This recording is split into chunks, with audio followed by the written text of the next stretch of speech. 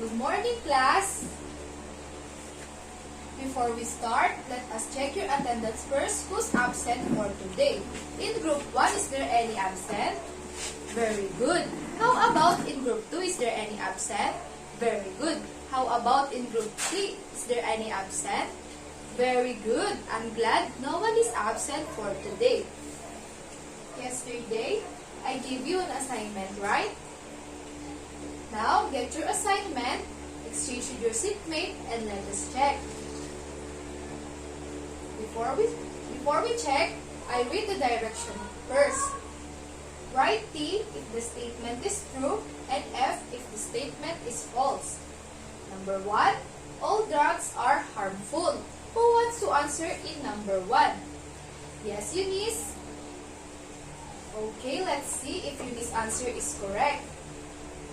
The answer in number 1 is letter F. How about in number 2? All drugs are illegal. Who wants to answer in number 2? Yes, Ayla? Okay, let's see if Ayla's answer is correct. The answer in number 2 is letter F. Number 3, drugs are chemical substances which change the way your body functions. Who wants to answer in number 3? Yes, Catherine? Okay, let's see if Catherine's answer is correct. The answer in number 3 is letter T. Number 4, alcohol is depressants. Who wants to answer in number 4? Yes, Arman? Okay, let's see if Arman's answer is correct. The answer in number 4 is letter T. In number 5, hallucinogens are drugs which change what a person sees and hears. Who wants to answer in number 5? Yes, Ruel? Okay, let's see if Ruel's answer is correct. The answer in number 5 is letter T. Okay, count the check of the answer of your seatmate. Who got 5? 4? 3 below. Very good. Give yourself 3 claps. Okay, for our review of the past lesson, who can tell me what is our topic yesterday? Yes, Rickson? Very good, Rickson. Our topic yesterday is all about form, use, and substance of drugs. For our motivation, I have here a video to present class. Now, can you tell me what are the things that you need to do while watching a video? Yes, Angelica? Very good. Watch attentively and listen carefully. Now I'm going to play the video.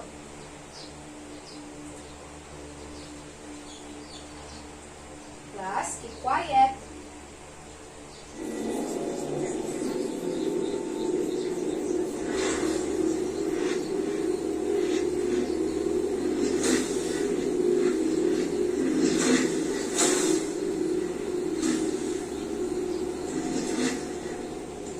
There are 3 basic groups of drugs, and each one affects the body in a unique way.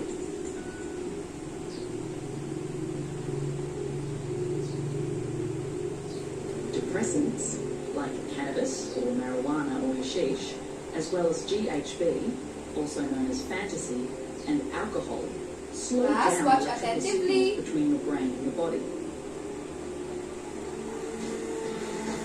Then there are stimulants, such as cocaine, ecstasy, amphetamines and methamphetamines or ice. These work differently by speeding up the messages to your brain. And then there are hallucinogens or psychedelics, which include drugs like LSD and magic mushrooms. These alter a person's perception of reality, making them see and hear things that aren't there. Ecstasy is classified as both a hallucinogen and a stimulant. Cannabis can have a similar effect in large enough quantities. There are many different names for the same drugs, and they are frequently changing. For example, cannabis comes in various forms, strengths, and strains, and goes by different names, including marijuana and hashish. Cannabis also has many street names, including pot, dope, grass, Mary Jane, weed, head, doobie, and ganja. In the same way, amphetamines go by various names such as speed, uppers, Louis, or whiz, for example. Ice is sometimes called crystal meth, or just plain crystal, and sometimes shabu, glass, or shard. Cannabis is the most used illicit drug among young people, with over 14% between the ages of 12 and 17 having tried it. In the same age group, stimulants like cocaine, amphetamines, and ice are generally used less. There are similar results with hallucinogens at 3% and ecstasy at 2.7%. Cannabis, GHB, and alcohol slow down the messages travelling between the brain and the body. Let's dig a little deeper into one of them.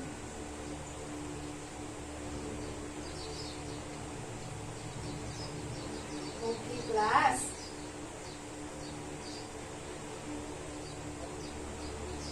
Now, based on the video you watched, what did you observe from the video presented? Yes, Giselle? Very good, Giselle. There are kinds of drugs on the video. Another, yes, Ayla? Very good, Ayla. We observed that the person suffered from depression and she got suicide. Now, what do you think are the reasons why these particular situations happen? Yes, Milen?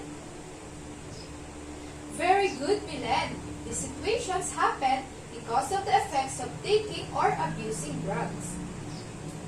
Now, who can tell me what is our topic for today? Yes, Arman? Very good, Arman. Our topic for today is all about classification of drugs according to use and effect. Now, for our discussion for today, let's talk about class. Can you read? Classification of drugs according to use and effect. So what is classification of drugs according to use and effect? So the below subsection summarizes the major classifications of drugs, including stimulants, depressants, and hallucinogen. The group others includes those psychoactive drugs that do not fit in any other category. Some drugs can be classified in a number of categories: cannabis and ecstasy. So here, class, there are 4 types of drugs, and these are: the number 1 type of drugs is stimulants. The second type of drugs is depressants. The third types of drugs is opium-related painkillers. And the fourth types of drugs is hallucinogens. So what is on the first picture that I've shown? Yes, Roy? Very good, Roy. The first picture that I've shown is stimulants. So stimulants is an overarching term that cover many drugs, including those that increase activity of the central nervous system and the body. Drugs that are pleasurable and invigorating, or drugs that have sympathomimetic effects. So how are they used? So they use stimulants like illicit stimulants usually are snorted, swallowed, smoked, or injected. Prescribed stimulants are usually taken orally, and the other duration of effects differs depending on the type. 1.2. So what is the effect of stimulants? So the effects of stimulant in the body of one person is causing anxiety, panic, seizures, headaches, stomach cramps, aggression, and paranoia. So here is the example of stimulants. Players use these stimulants to make them strong. Addition plus stimulants also used to lose weight. So did you understand the use and effect of stimulant, class? Okay, very good, class. So on the second picture that I've showed, what is on the second picture that I've showed? Yes, Geraldine? Very good, Geraldine. The second picture that I've showed is depressant. So what is depressant? Depressant is a drug that lowers neurotransmission levels, which is to depress or reduce arousal or stimulation. In various areas of the brain, depressants are also occasionally referred to as loners, as they lower the level of arousal when taken. So, how are they used, depressants? So, depressants are swallowed. So, what is the effect of depressants? Depressant can produce depression, chronic fatigue, breathing difficulties, sexual problems, and sleeping problems. For example, people who are anxious and can't sleep, depressants are taken as prescribed by a doctor. Did you understand the use and effect of depressant, class? Okay, very good. So what is on the third picture that I've showed? Yes, Ayla? Very good, Ayla. The third picture that I've showed is opium-related painkiller. So what is opium-related painkiller? So opioids, also known as opiate, are class drugs that are found in the opium poppy plant. Opiate works in a variety of ways, changing specific chemicals in the brain to produce a high feeling. When someone takes opioids drugs, it is typically as pain relievers, and they are referred to as painkillers. So, how are they used, opium-related painkillers? So, most of these drugs taken by mouth. Fentanyl is available in a patch. A patch allows the medication to be absorbed through the skin. So, what is the effect of opium-related painkiller? So, feeling of euphoria, lethargy, dry mouth, respiratory depression, headache, drowsiness, itching, flushing, constipation, and mental fog. So, here is the example of opium-related painkiller. So, people use it to relieve or cure their pain. Did you understand the use and effect of opium-related painkiller, class? Okay, very good, class. So, what is on the picture? What is on the fourth picture that I've showed? Yes, Angelica? Okay, very good. The fourth picture that I've showed is hallucinogen. So, what is hallucinogen? Hallucinogen is a psychoactive agent that often or ordinarily causes hallucinations, perceptual anomalies, and other substantial subjective changes in thought, emotion, and consciousness that are not typically experienced to such degrees with other drug classification. So how are they used, hallucinogen? So they are used hallucinogens taken by mouth. So what is the effect of hallucinogen? So the effect of hallucinogen is feeling of euphoria, blurred visions, sense of relaxation and well-being, dizziness, loss of coordination, increased breathing, weight and numbness. So the example of hallucinogen is people use hallucinogen to deal with stress or to try to achieve an enlightened state of mind. Some may take hallucinogenic drugs simply to escape life's trouble or to relieve boredom. So did you understand the use and effect of related painkillers, class? Okay, very good, class. Now, for your first activity, class, get a piece of paper and answer this. Jumbled words. I give you 3 minutes to finish your first activity. Did you understand, class? Okay, very good. Now you may start answering your first activity.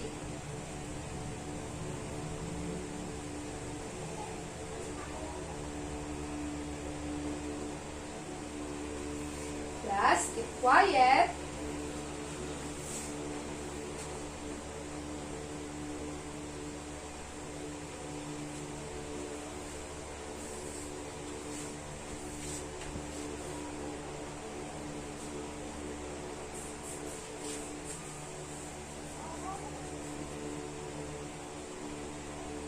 Brixon, are you done?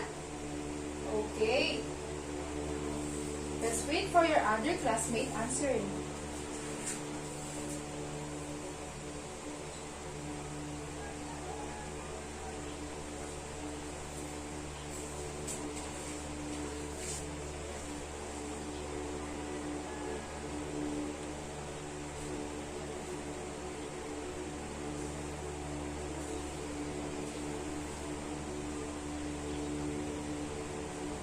Now, are you done? Okay, very good, Jella. Let's wait for your other classmates.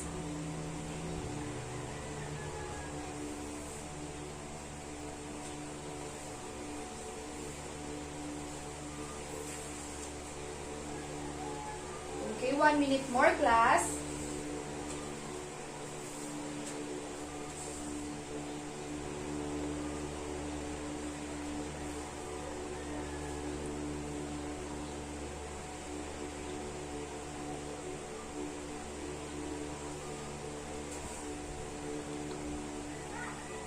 Are you done, class? Okay, if you're done, let us answer. For number 1, who wants to answer in number 1? Yes, Lalaine? Okay, let's see if Lalaine's answer is correct. The correct answer in number 1 is hallucinogens. How about in number 2? Who wants to answer? Yes, Mary Grace?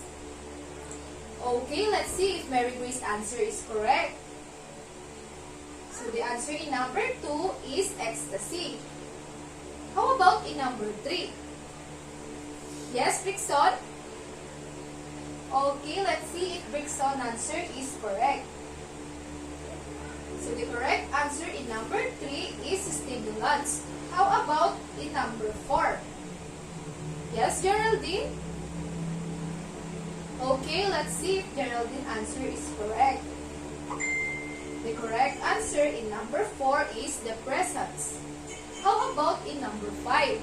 Yes, Roy?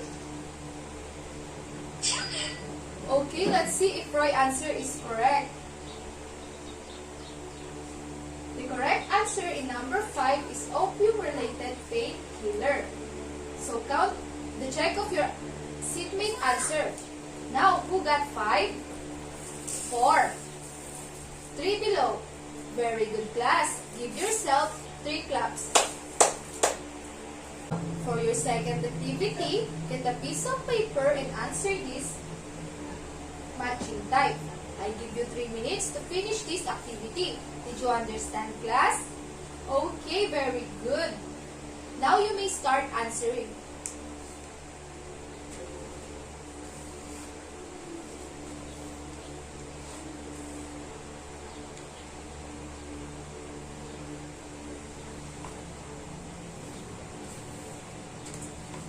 Class, keep quiet.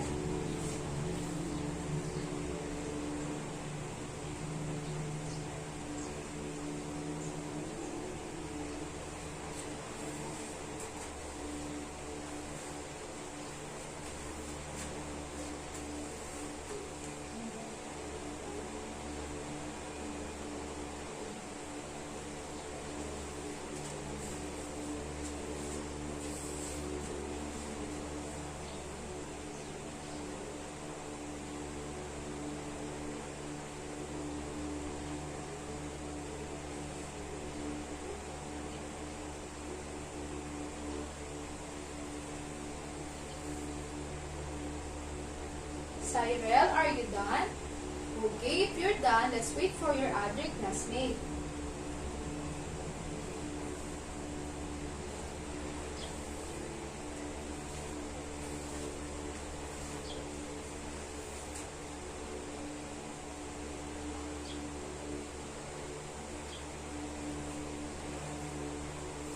Okay, class, 1 minute more.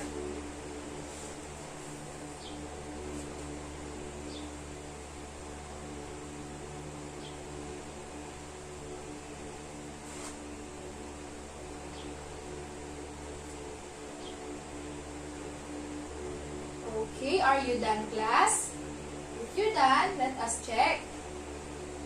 Number 1 is an overarching term that covers many drugs, including those that increase activity of the central nervous system and the body.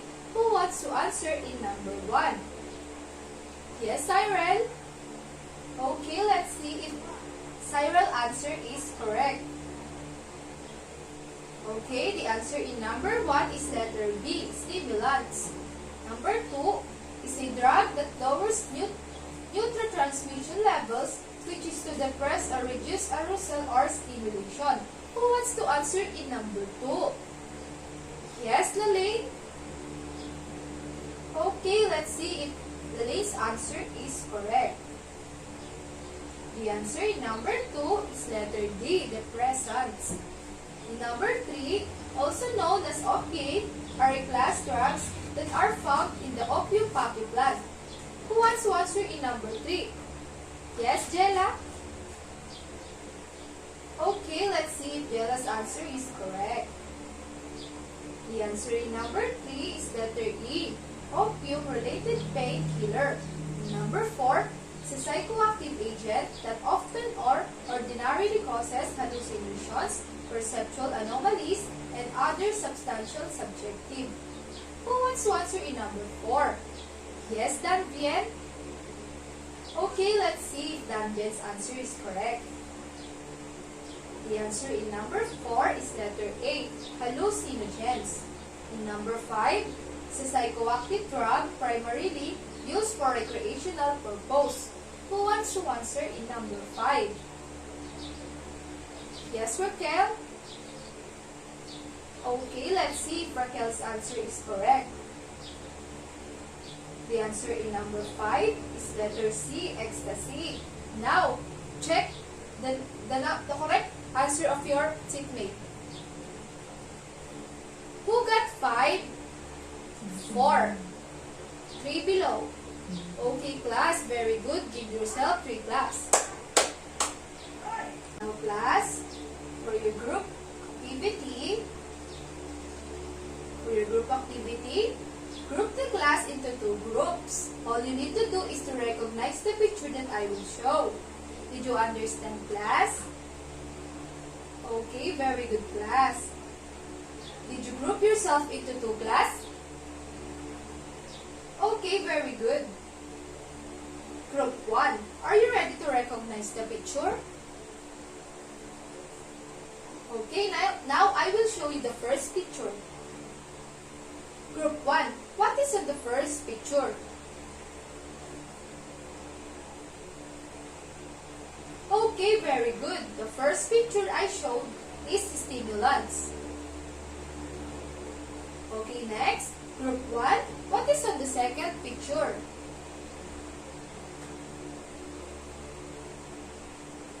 Okay, very good. The second picture is depressants. Very good, group 1. Give group 1 5 claps.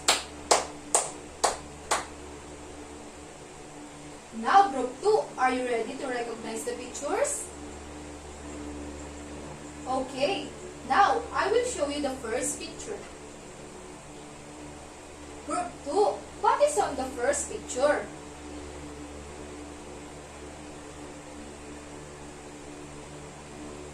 Okay, very good. The first picture that I've showed is hallucinogens.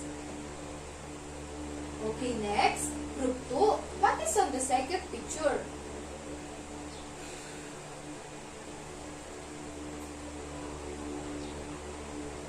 Okay, very good. The second picture is opium-related painkillers. Very good, group 2. Give group 2 5 claps. I'm glad that you know and how to recognize picture of drugs. So why is it important to know the classification of drugs according to their use and effect? Yes, Arman? Very good, Arman.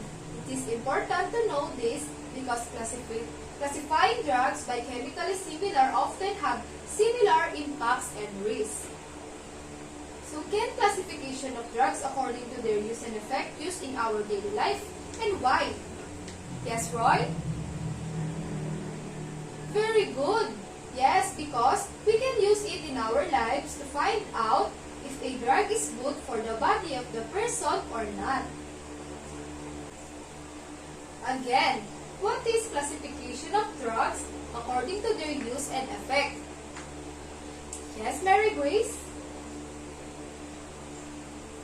Very good, Mary Grace. The below subsection summarizes the major classification of drugs, including stimulants, depressants, and hallucinogen. The group others includes those psychoactive drugs that do not fit neatly neatly in any other category. Some drugs can be classified in a number of categories: cannabis and ecstasy. So what are the 4 types of drugs? Yes, Geraldine? Very good, Geraldine. The first type of drugs is stimulants. Another? Yes, Armand? Very good, Armand. The second type of drugs is depressant. Another? Yes, Eunice? Very good, Eunice. The third type of drugs is opium-related painkillers. Another? Yes, Catherine? Very good, Catherine. The 4 types of drugs is hallucinogens. So these are the 4 types of drugs: stimulants, depressants, opium-related painkillers, and hallucinogen. Now, for your evaluation, get your notebook and copy and answer your evaluation. Before you copy and answer your evaluation, I read the direction first. Choose the letter of the correct answer. I give you 3 minutes to finish it. Did you understand, class? Okay, very good. Now you may start.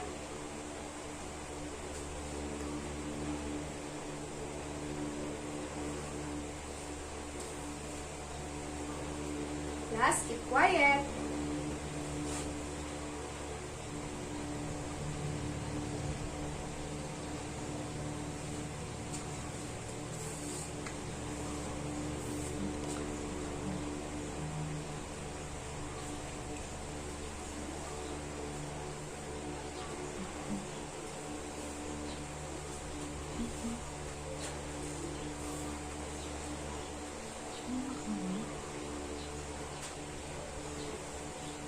Geraldine, are you done?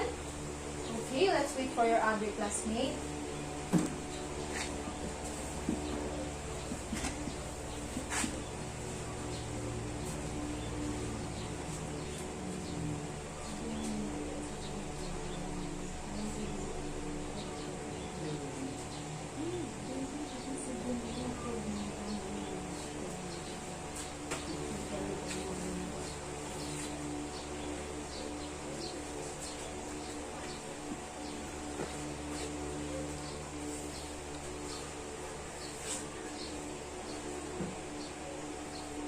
Are you done, class?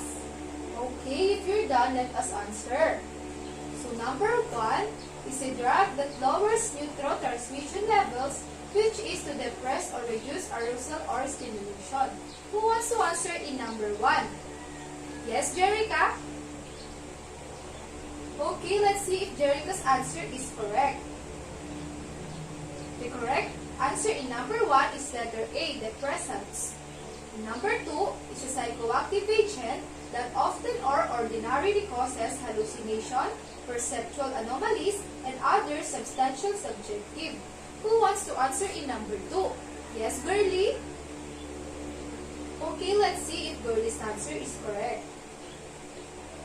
So the correct answer in number 2 is letter C, hallucinogen. In number 3, is a psychoactive drug primarily used for recreational purpose. Who wants to answer in number 3? Yes, Jerome? Okay, let's see if Jerome's answer is correct. So the correct answer in number 3 is letter C, ecstasy. In number 4 is a drug that lowers neurotransmission levels, which is to depress or reduce arousal or stimulation. Who wants to answer in number 4? Yes, Kate? Okay, let's see if Kate's answer is correct. So the answer in number 4 is letter B, stimulations. In number 5, also known as opiate, are a class drugs that are found in the opium poppy plant. Who wants to answer in number 5? Yes, Riza? Okay, let's see if Riza's answer is correct. So the correct answer in number 5 is letter A, opium-related painkillers. Now, count the check of your answers, classmate. Who got 5? 4. 3 below. Very good, class. Give yourself 3 claps. For your assignment, get your notebook and copy your assignment. So in a sheet of paper, enumerate the 5 prevention of drug abuse. That's all for today, class. Goodbye and thank you.